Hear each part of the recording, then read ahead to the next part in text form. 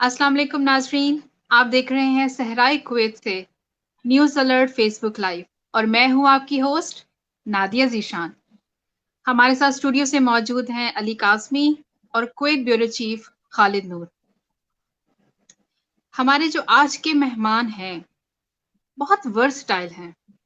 इन्होंने 3 different continent से 3 different degrees जो है वो हासिल की हैं और अभी कुवैत में एक नामी ग्रामी कंपनी में सीनियर रुतबे पर फाइज हैं। मैं खुशामदीद कहती हूँ हमारे आज के मेहमान ज़ीशान मीर को। Thank you very much. Thank you, Nadia. I think first of all, I'd like to अस्सलाम thanks. वालेकुम। Yeah, thank you very much. First of all, मैं especially Khalid Noor साहब को और पूरी News Alert team को thank you कहना चाहूँगा to give me this opportunity to speak. Thank you. Okay Zeeshan, आपका लॉजिस्टिक और सप्लाई चेन का बैकग्राउंड है। फर्दर से इसके बारे में मैं जानना चाहूँगी। ये तो आपका एजुकेशनल बैकग्राउंड है। हमें थोड़ा आप अपने पर्सनल बैकग्राउंड के बारे में बताएं कि आप कहाँ से बिलोंग करते हैं। वैसे तो मेरे पास ड्यूअल नेशनैलिटी है। मैं कनाडा का भी सिटीजन हूँ और पाकिस्तान का भी सिटीजन हूँ, बट ओरिजिनली रूट्स जो हैं वो पाकिस्तान से हैं। लाहौर से ताल्लुक़ है मेरा। और जैसे आपने काफ़ी कॉन्टिनेंट्स के बारे में बताया, बट या आई थिंक अगर मैं अपना इंट्रोडक्शन कराऊँ तो like I have done my electrical engineering from UT Lahore. उसके बाद में हम लोग पूरी फैमिली शिफ्ट हो गए थे कनाडा। सो वहाँ से मैंने अपनी इंडस्ट्रियल इंजीनियरिंग की and recently I've done my executive MBA from City University of London. और अभी लॉजिस्टिक सप्लाई चेन की फील्ड से ताल्लुक है मेरा। For long time I in this field और यहाँ पे कुवैत में काम कर रहे हैं कंपनी। अच्छा, तो अभी आपने बताया कि आपकी डुअल सिटीजनशिप है। सो ये तो थोड़ा कंट्रोवर्शियल हो गया कि आपसे पूछना कि आपको किस मुल्क से ज़्यादा जो है वो उनसियत महसूस होती है? आई थिंक ये तो काफी टफ क्वेश्चन है। ये ऐसी है किसी बच्चे से पूछा जाए कि उनको उसकी मॉम ज्यादा पसंद है या डैड ज्यादा पसंद है। आई थिंक इसमें इसमें थोड़ा सा डिटेल से उसका आंसर दूं मैं, तो it's not only these two countries. मैं बहुत से और भी कंट्रीज में रहा हूँ। जैसे मेरा बचपन जो था वो सऊदी अरब में गुजरा, लड़कपन जो था वो पाकिस्तान में गुजरा, जवानी कनाडा में गुजरी, शादी के कुछ टाइम के बाद हम लोग दुबई मूव हो गए यूएई में, और अब कुछ लास्ट 5-6 साल से मैं कुवैत के अंदर हूँ। सो आई थिंक इन सारे ही कंट्रीज के साथ एक खास कनेक्शन है, खास उनसियत है, खास प्यार है। सो मुझे तो लगता है कि मैं इन सारे जो 5 कंट्रीज है उनका शहरी हूँ, उनका नेशनल हूँ। सो सब इन सारे कंट्रीज के साथ एक खास लव है मेरा। अच्छा, तो आपने अभी बताया कि आप इतने कंट्रीज में रह चुके हैं, तो मतलब जैसे सऊदीया में आप पैदा हुए, पाकिस्तान में रहे, फिर कनाडा और फिर वापस दुबई और कुवैत। तो इतने सारे कंट्रीज में रहने के बाद मतलब यहाँ पे आना, मतलब कनाडा से यहाँ पर उठकर आना गल्फ कंट्री में, लोग तो यहाँ से कनाडा या अमेरिका जाते हैं, आपने यहाँ पर क्यों आने का सोचा? कुछ मतलब थोड़ा सा डिफरेंट है ये। जनरली लोग जाते हैं, यहाँ पर लोग वापस आ रहे हैं। कुछ इस बारे में बताएं हमें आप। हाँ, उसकी कुछ 1-2 वजूहात थी। उसमें ये था कि हम लोग जब यहाँ से माइग्रेट करके कनाडा गए, whole family. So my dad was also an engineer. He's also electrical engineer. So he was working, back in Pakistan at a senior post. तो क्या हुआ कि वहाँ पे उन्होंने बहुत ज्यादा टाइम गुजारा नहीं। So then, the whole family actually, my parents at least, they thought to, plan to go back to Pakistan. So Pakistan चले गए। अब वहाँ पे जब मेरी एजुकेशन कंप्लीट हुई, आई स्टार्टेड वर्किंग, तो मेरा ये था कि I was very far from my parents, अपने पेरेंट्स से बहुत दूर था। तो मैं चाहता था कि एटलीस्ट कुछ ऐसा तो किसी करीब कंट्री में रहा जाए। And then on the other side, मेरी प्रोफेशनल साइड के ऊपर ये था कि जो मैंने इंडस्ट्रियल इंजीनियरिंग की, लॉजिस्टिक सप्लाई चेन के अंदर, सो उसके अंदर अपॉर्चुनिटीज थी, in this region it was big. And इस रीजन के अंदर if you're foreign national and educated, so आपको opportunities बहुत अच्छी मिलती हैं, so the growth potential was high. So that was also one of the motivation कि मुझे logistics supply chain में यहाँ पे काफी opportunities नजर आई। I thought why not to exploit that. So ये 1-2 reasons थी कि मैं यहाँ पे आया। तो कनाडा से इधर कुवैत में मौसम चेंज, माहौल चेंज, सब कुछ बदला, तो आपको एडजस्ट करने में थोड़ा मुश्किल तो हुआ होगा, या आपको लगा कि आप वापस अपने होम कंट्री में आ गए? हाँ, मतलब जैसे कहते हैं कि कुछ लोग ऐसे हैं जो मूव करते रहते हैं, दे love changing countries and change places. So I think I'm one of those people. Of course, change तो बहुत बड़ा था. It was like -40 to +40 or +50.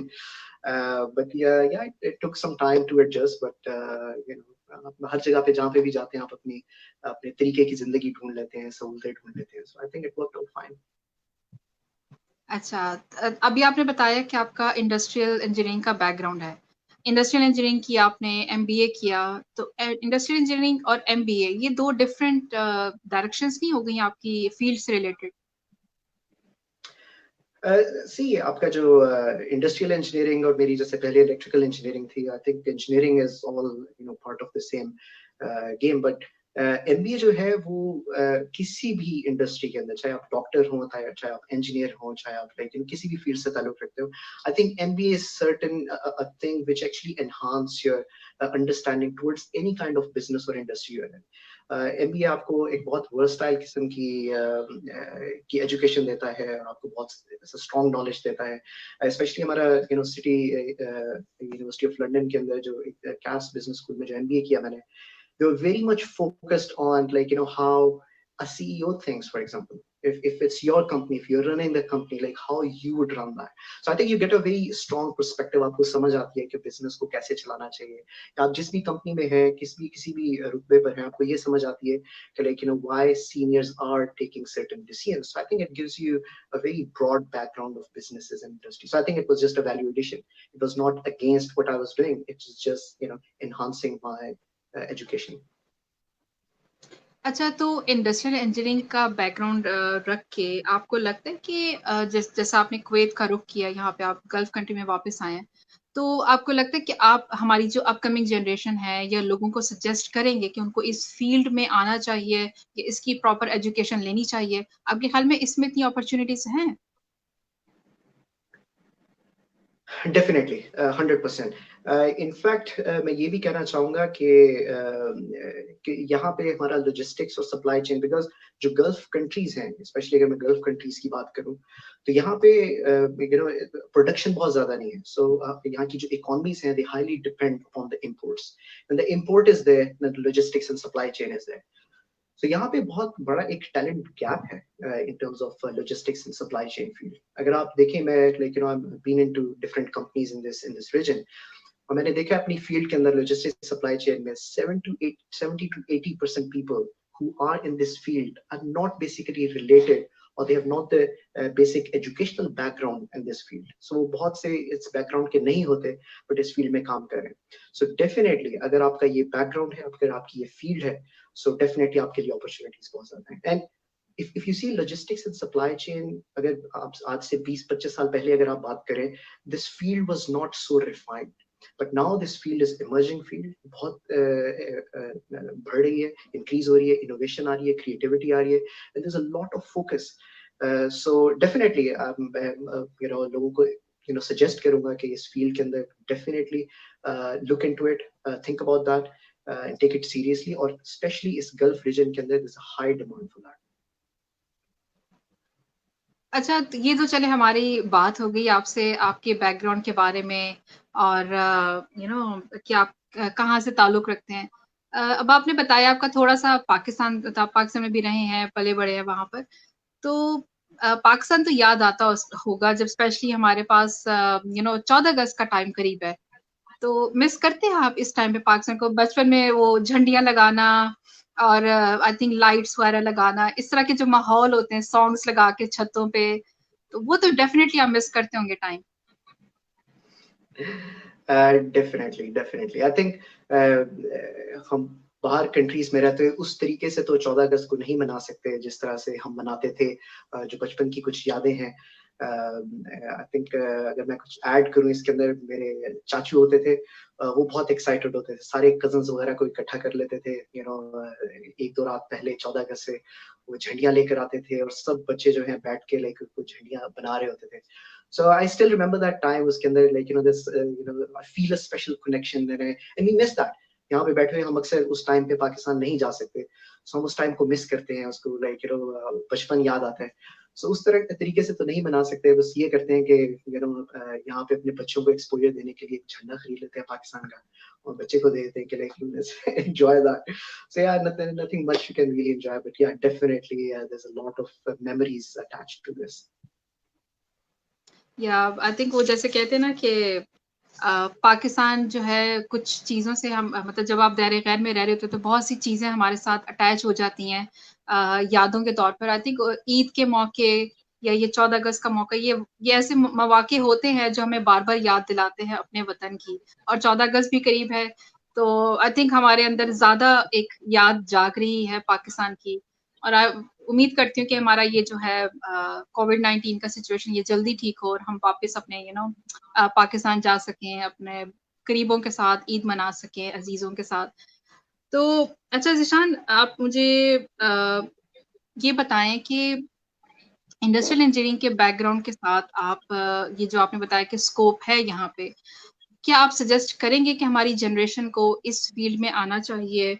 कोई उनको टिप देना चाहें आप, how they can be a successful person in their life, in their field? कोई ऐसी टिप, कोई पैगाम हमारी जनरेशन को, स्पेशली जो अपकमिंग है, they are facing very difficult time to finding a good job? I think अगर आप कह रही हैं कि टफ टाइम है, it's just a very temporary phase. I believe Covid की सारी सिचुएशन है, I think it's going to improve, definitely improve होगी. बट अगर हम लॉजिस्टिक सप्लाई चेन की बात करें तो डेफिनेटली इसके अंदर बहुत स्कोप है, जैसे मैंने पहले बताया. सो आई थिंक यंग जनरेशन को मैं ये एक नसीहत या एक मैसेज देना चाहूंगा कि जो कि मैंने एक बहुत कमी देखी है, like a lot of young kids I've seen, boys and girls, what they don't do is they don't finalize that which field they want to choose. So बहुत टाइम तक even the 9th 10th grade और even college में भी आके they don't able to decide कि उनको किस field को चुनना है. So I think मैं उनको ये सजेस्ट करूंगा कि talk to people, अपने इर्द गिर्द में दोस्त अहबाब, अपने uncles, aunties, whatever, जो भी आपका एक नेटवर्क है, mentorship जिससे भी आपको मिल सकती है, definitely लें and try to finalize that what you really want to do in your life. And after that, once you finalize, then you push hard to be the best. I mean, push your limits. I mean, if you push your limits, if you are focused, success is gonna be yours. और I think success के साथ साथ अगर मैं एक और चीज add करूं, which is not the practical side but the emotional and spiritual side of it, वो ये है कि be connected with your roots.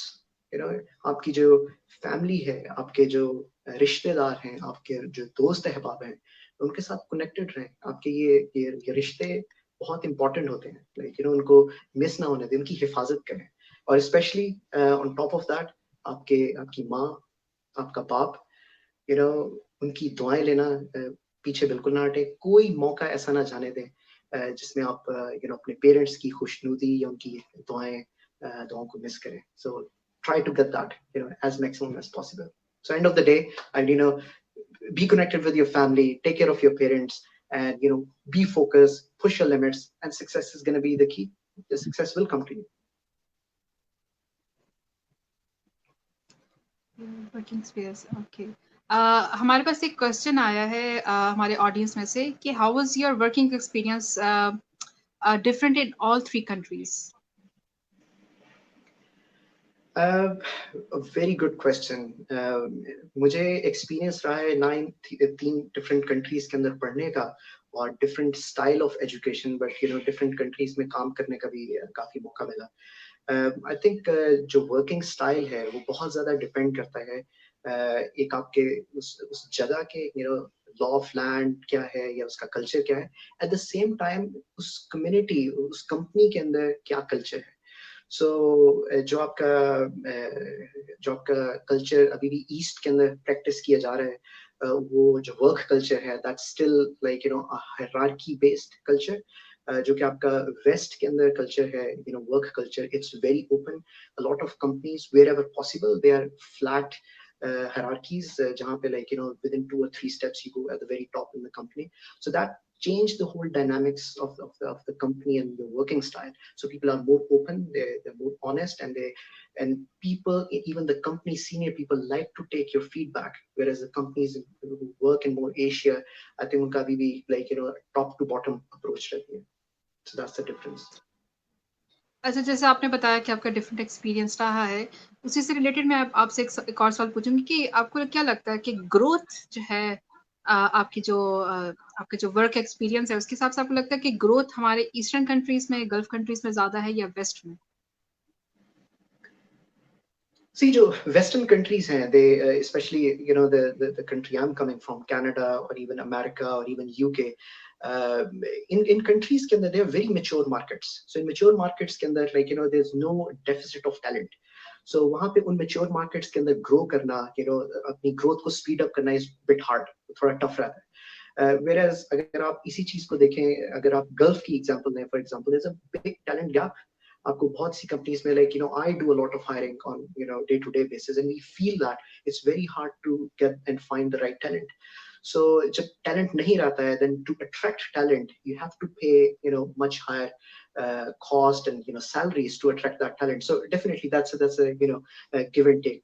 So अगर I think आप personal level पे अगर उसको देखें, not company's point of view, personal level पे definitely जो Gulf है उसके अंदर opportunities ज़्यादा हैं और growth potentials बहुत ज़्यादा हैं. If you're doing your job right and if you're really qualified and for that job, growth is there. Definite growth is there.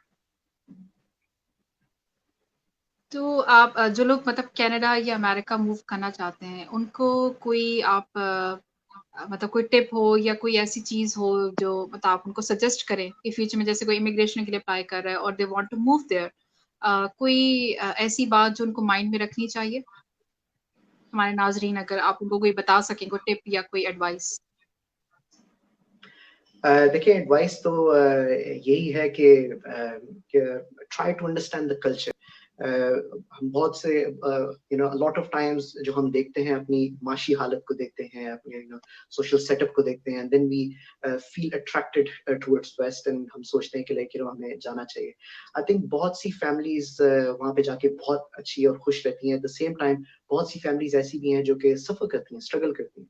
So I think उनका मेन फैक्टर सक्सेस का ये रहता है कि like how you think you are going to be a good cultural fit. इसका मतलब है कि लाइक अगर आप वहां पर जाएंगे तो आप कितना ओपन है उस कल्चर को अडॉप्ट करने के लिए. बिकॉज अगर आप गल्फ में रहते हैं, गल्फ में you can still like enjoy and practice your own culture.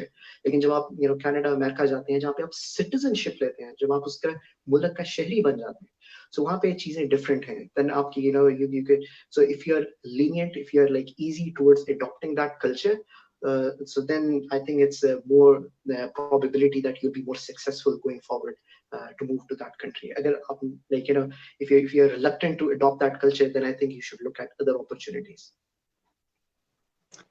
Okay, thank you so much Zeeshan. आपसे बात करके बहुत ज़्यादा एंजॉय किया है. दिल तो बहुत है कि हम आपसे और क्वेश्चंस करें. आप वहाँ पे आपने डिफरेंट कंट्रीज का एक्सपोजर हासिल किया है, उसके बारे में हमारे नाज़रीन और जाने. लेकिन आई थिंक अब हमारा वक्त जो है वो, मैं आपको बहुत बहुत शुक्रिया अदा करना चाहूँगी कि आपने अपना कीमती टाइम निकाला और हमें अपने कुछ टिप्स दिए हैं, एडवाइस की है हमारी अपकमिंग जनरेशन को कि इस लॉजिस्टिक्स और सप्लाई चेन की फील्ड में डेफिनेटली उनको जाना चाहिए, because the vast industry in Gulf countries. Thank you so much once again. Thank you very much. Thank you very much all News Alert team. Thank you Nadia, and special thanks to Khalid Nishan. Thank you. Thank you so much Ishan.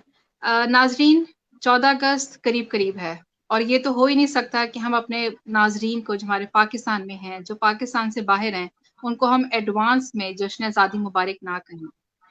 जश्न आज़ादी मुबारक मेरे सब नाजरीन को, जो हमें इस वक्त देख रहे हैं और जो हमें बाद में देखेंगे, सबको मेरी तरफ से, हमारी न्यूज़ अलर्ट की टीम की तरफ से जश्न आज़ादी मुबारक. एक शेर अर्ज करना चाहूंगी मैं. हम तो मिट जाएंगे ए अर्ज़े वतन, हम तो मिट जाएंगे ए अर्ज़े वतन, तुमको रहना है क़यामत की सहर.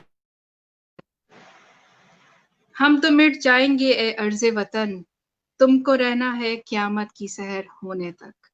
अपना बहुत ज़्यादा ख्याल रखिएगा, दुआ में याद रखिएगा और देखते रहिए न्यूज़ अलर्ट फेसबुक लाइव. अल्लाह हाफ़िज़।